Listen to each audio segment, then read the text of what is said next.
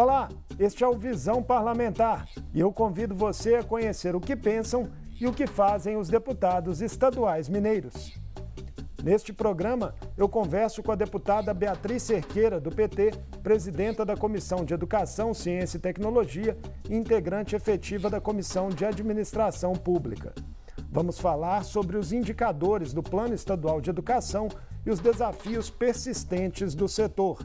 E ainda da possível adesão de Minas Gerais ao regime de recuperação fiscal da União. Acompanhe.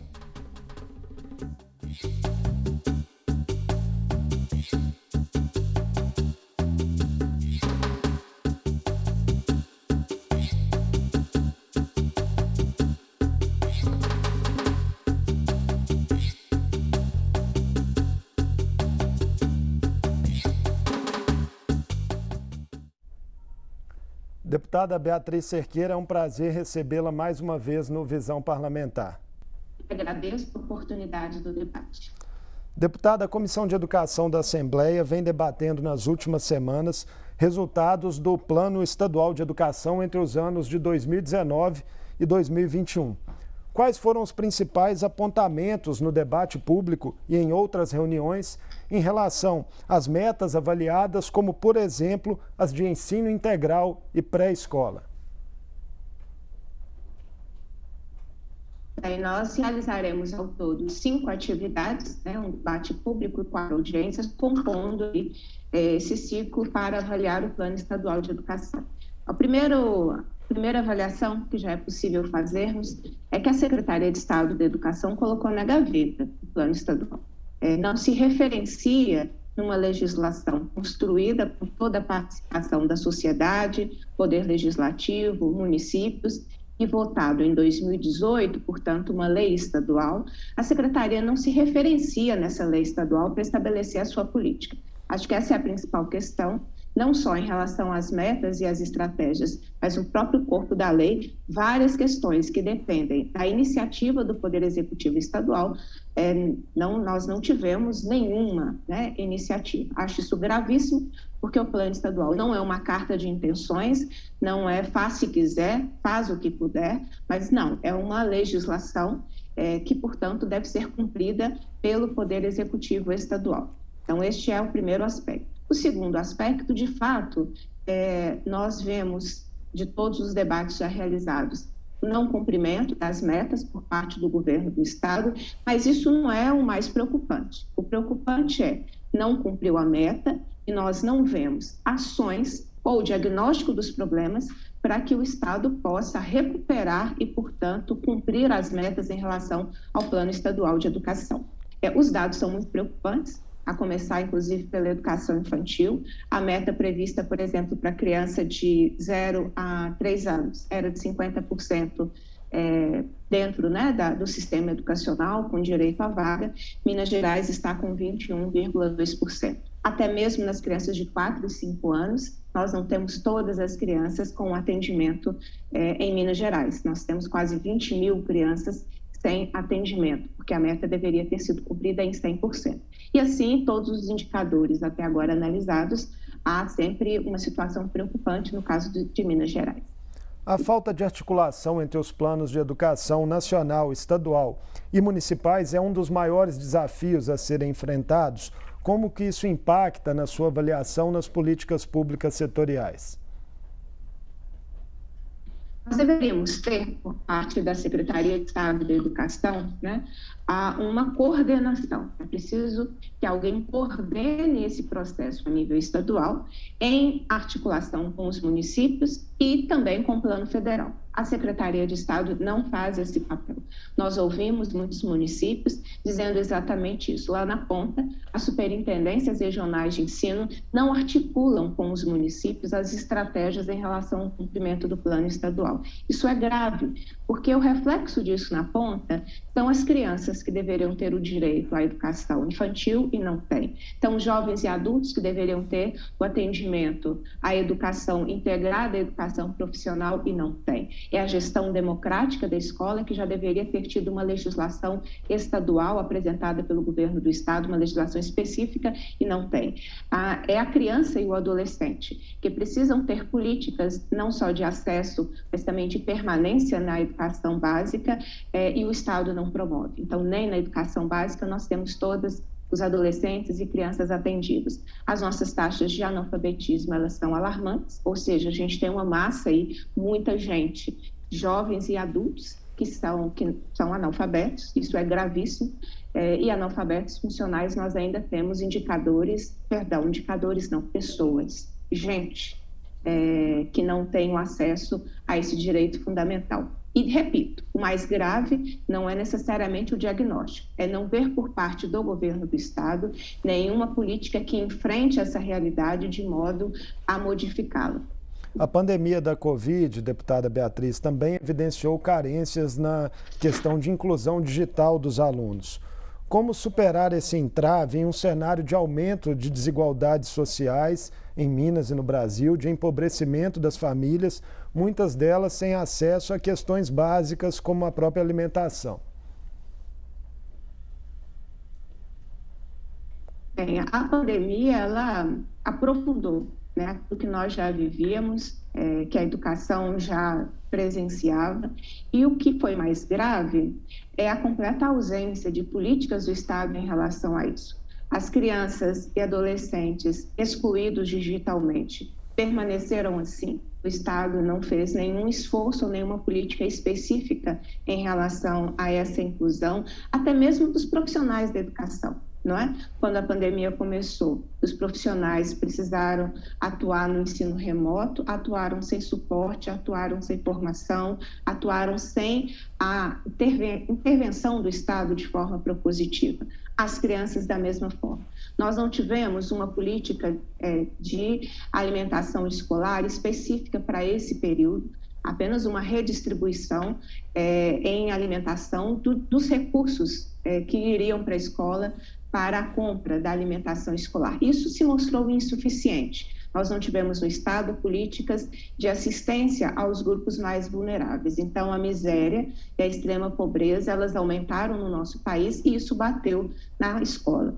Com o retorno presencial das atividades escolares, essas situações não mereceram, por parte do Estado, uma atenção. Então, nós voltamos às atividades presenciais com essa exclusão. É importante lembrar que parte da juventude que está matriculada está no mercado de trabalho informal, tem que ajudar no sustento da sua família, da sua casa. Nós não tivemos no Estado nenhuma preocupação em relação a isso e não houve políticas que pudessem garantir nem inclusão, nem a alimentação, segurança alimentar, mais do que a alimentação, a segurança alimentar. Isso estoura na escola agora, né? Lamentavelmente, o governo do Estado faz uma pauta negacionista em relação à pandemia, de um retorno presencial, inclusive sem um planejamento exatamente das consequências de todo esse período da pandemia, que o ambiente escolar está recebendo essas crianças e adolescentes.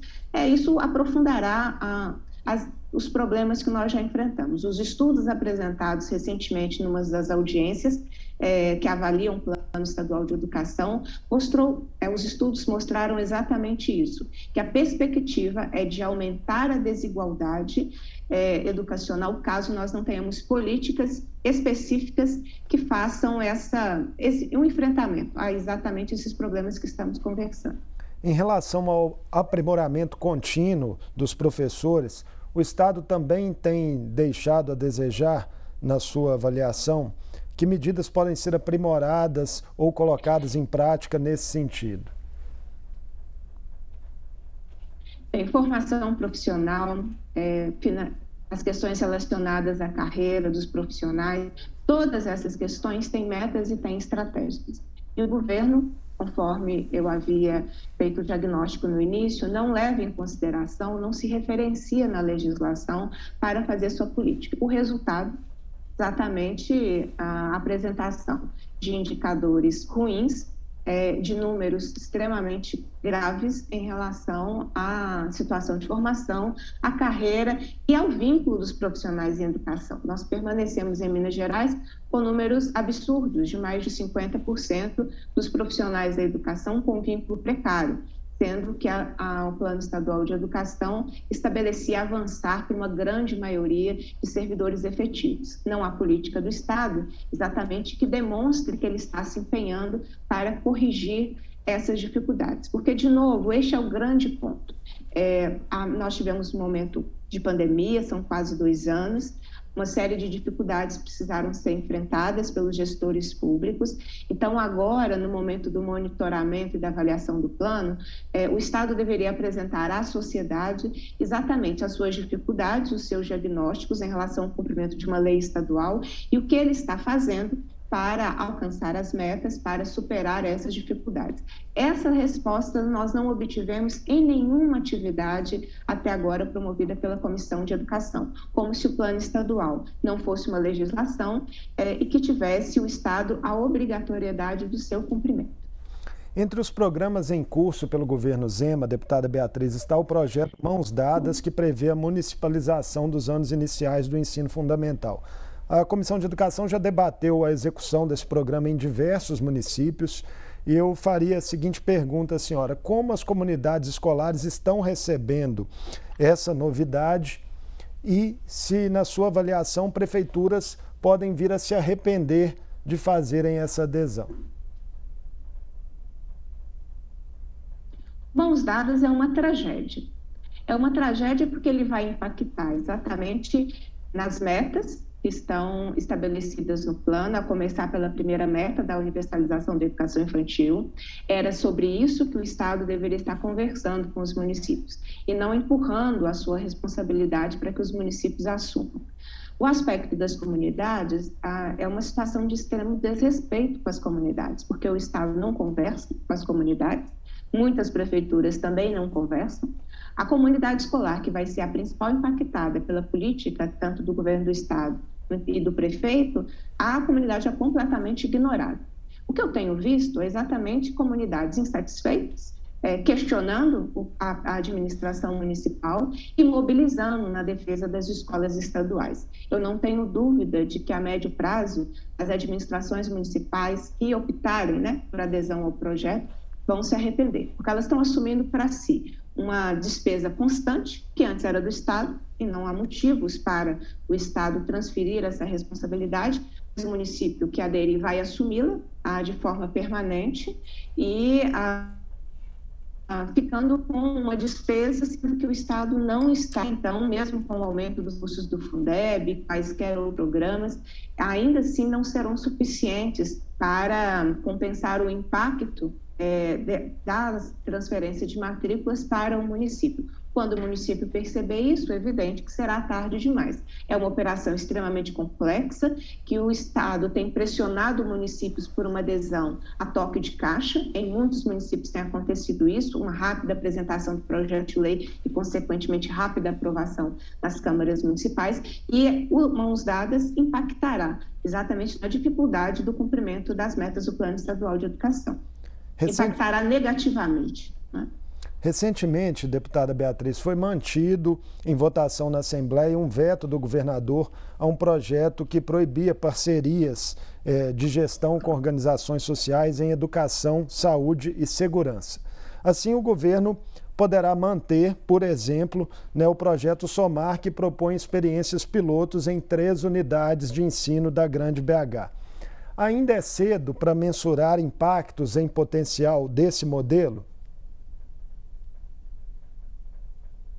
Não é possível já avaliarmos, até porque outros estados têm adotado esse modelo. Nós já conhecemos a empresa que ganhou, e, portanto, vai operar aí essa gestão privada nas 3 escolas estaduais. O Somar é outra tragédia. É outra tragédia, a começar pelo recurso público que será investido via Fundeb nessa organização social, a tragédia da ausência de transparência e dificuldade para controle social. Isso é grave, não é? controle desde a Assembleia Legislativa ao Tribunal de Contas, à população em geral. Tem se vendido uma falsa ideia de melhoria na qualidade da educação e de projetos inovadores. Não tem nada nem de inovador, nada de pioneiro. É um modelo que tira a responsabilidade do poder público, transfere para a iniciativa privada, que vai lucrar no modelo gerencialista, que pouco tem a ver com o dia a dia da escola.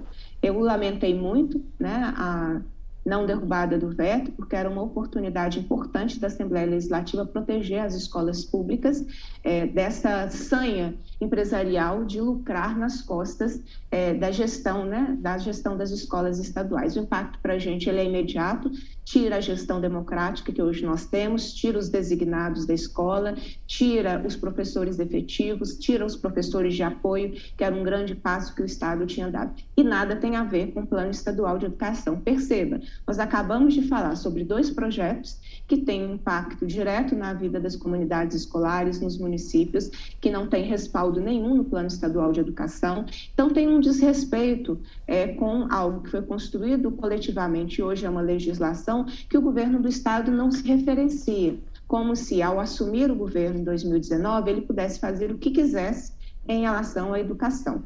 Essa ideia que nós temos, né, que se tem no Brasil, de que a educação é um lugar de qualquer coisa, que cada um faz o que quiser, pelo tempo que quiser, e aí a gente vai tendo, não política de Estado, mas políticas de governo. A cada ano, a cada 4 anos, muda-se o governo, muda-se o secretário, aí mudam-se também as propostas. A educação não é isso. A educação é algo que precisa ser entendido como uma política de Estado, geracional, por isso o seu financiamento é constitucional, com planejamento. Nós fizemos um planejamento de 10 anos para a sua execução, com indicadores, com metas, com prazos, e era aí essa a referência para a Secretaria de Estado da Educação. Eu lamento muito o governo achar que é algo positivo entregar a gestão de escolas, 3 grandes escolas estaduais, com uma gestão participativa, com uma gestão de participação com as comunidades escolares, para serem administradas por uma empresa que vem de outro estado para fazer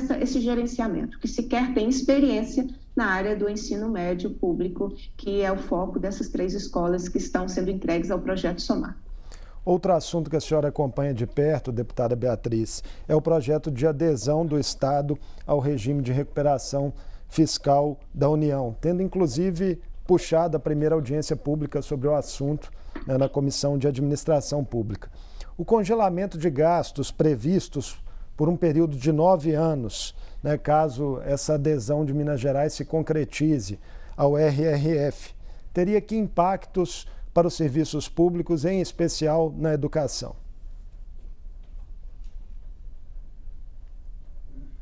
Impacto gigantesco, não é? Tenta-se fazer o falso debate de que o único impacto é para servidor público, o que já seria enorme, mas o impacto do regime de recuperação fiscal, as vedações de impostos, proibições, não estão apenas no aspecto da vida dos servidores públicos, mas fundamentalmente dos serviços públicos. Se aderirmos ao regime de recuperação fiscal, significarão, né, 9 anos sem aumentar investimentos na área da educação, sem criar nenhum programa específico. Olha, nós acabamos de dizer que muito pouco tem sido feito em relação ao Plano Estadual de Educação, que o Estado precisa se reorganizar para atender, criar estratégias, programas para atender ao Plano Estadual de Educação, ou seja, do direito das pessoas estudarem com dignidade no nosso Estado. Se aderirmos ao regime de recuperação fiscal, é incompatível. Não tem Plano Estadual de Educação no regime de recuperação fiscal, porque programas, projetos, destinação orçamentária para tudo isso não poderá ser feito por 9 anos. Não poderão ser feitos programas específicos com os municípios. É importante lembrar que há um regime de colaboração entre Estado e municípios em relação ao cumprimento do Plano Estadual de Educação. Os municípios ficarão desassistidos em grandes questões que precisa de uma articulação e muitas vezes de um aporte de recursos por parte do governo do Estado. Isso não poderá acontecer, além de todo o impacto para os trabalhadores em educação, que são importantíssimos para o desenvolvimento da educação, não é? Então, nós estamos falando de uma grande rede de contratos temporários, então há um forte impacto em relação ao concurso público.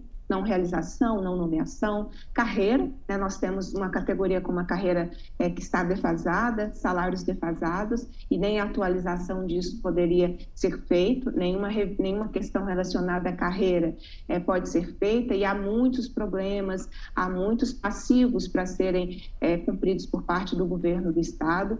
Então, o regime de recuperação fiscal, em síntese, é uma troca de muito pouco, nenhum benefício, para muito sacrifício, por 9 anos. Então, é preciso que nós tenhamos outras alternativas por parte do governo do Estado, porque se o regime de recuperação fiscal fosse algo bom ou positivo, o Rio de Janeiro estaria numa situação melhor, porque foi o Estado que aderiu, e nós teríamos outros estados também aderindo a esse regime. Quais seriam as outras alternativas, na sua visão, deputada, diante da ameaça de Minas Gerais perder aí a liminar que suspendeu o pagamento de parcelas da dívida desde 2018? Bem, a alternativa deveria começar por parte desse governo em 2019, quando ele começou. Né? Desde 2019, o governo Zema bate na mesma tecla da adesão ao regime de recuperação fiscal.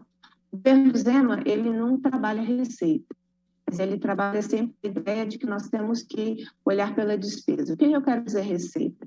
Nós deveríamos ter revisto as isenções e benefícios fiscais, que para 2022 são superiores a 10 bilhões de reais. No momento de crise financeira, fiscal, é preciso que nós reorganizemos de modo que não seja a população a pagar a conta. O regime de recuperação fiscal coloca a população para pagar a conta. Nós deveríamos, então, ter buscado uma reorganização das receitas de onde era possível tributar os que têm mais, para que nós pudéssemos ter respostas mais propositivas e positivas na receita. Esses eram caminhos importantes, né? Um debate a partir da receita e não a partir da despesa, porque toda vez que você discute despesa, olha para o Estado, vai cortar o quê? A escola? É o hospital da rede FEMIC, vai diminuir o número de auxiliares de enfermagem. É isso que significa você discutir despesa hoje no Estado, porque dá uma falsa ideia de que o Estado é um lugar de privilegiados e que precisariam, então, de uma adequação e um plano fiscal cairia bem. Os reais privilégios, o governador não mexeu, não é? Nós temos hoje uma gestão da CEMIG que paga quase R$1 milhão de remuneração variável por ano. Nós temos uma direção da CEMIG que ganha de salário, fora remuneração variável, quase R$100 mil por ano. Quase R$100 mil por mês, não é por ano, por mês. Para citar alguns poucos exemplos, nós tivemos aí uma série de irregularidades em contratações da CEMIG, de milhões, bilhão, que é o que nós hoje investigamos na CPI da CEMIG aqui na Assembleia Legislativa. Então, a discussão estaria pela receita, né, e não pela despesa. Desde 2019, o governo faz o mesmo discurso. Vocês precisam aprovar isso para pagar o 13º. Vocês precisam aprovar isso para colocar a conta em dia. Então, é sempre a retirada de um direito, é sempre avançar no patrimônio público, sendo entregue à iniciativa privada, como justificativa para dar condições de governabilidade. Nessa lógica do governo Zema, quando chegar o governo dele, ele vai ter leiloado todo o estado de Minas Gerais. E acho que é o nosso papel, enquanto Assembleia, proteger o patrimônio mineiro, proteger os servidores públicos e discutir a receita, e não fazer essa discussão sempre pela despesa, que na despesa quem paga a conta é a população. Deputada Beatriz Cerqueira, obrigado por participar conosco mais uma vez do Visão Parlamentar. Esperamos, numa próxima oportunidade, recebê-la aqui no estúdio assim que as condições sanitárias nos permitirem. Eu agradeço a oportunidade, o Visão Parlamentar é muito importante para que nós tenhamos condições de trazer o contraditório, nos posicionarmos. A educação é uma pauta muito importante, tratá-la como uma política de Estado e não uma política temporária, né? É sempre o nosso compromisso e é o nosso desafio. Então, eu agradeço o espaço, colocando sempre o nosso trabalho parlamentar, o nosso mandato à disposição da população. Até a próxima, um abraço.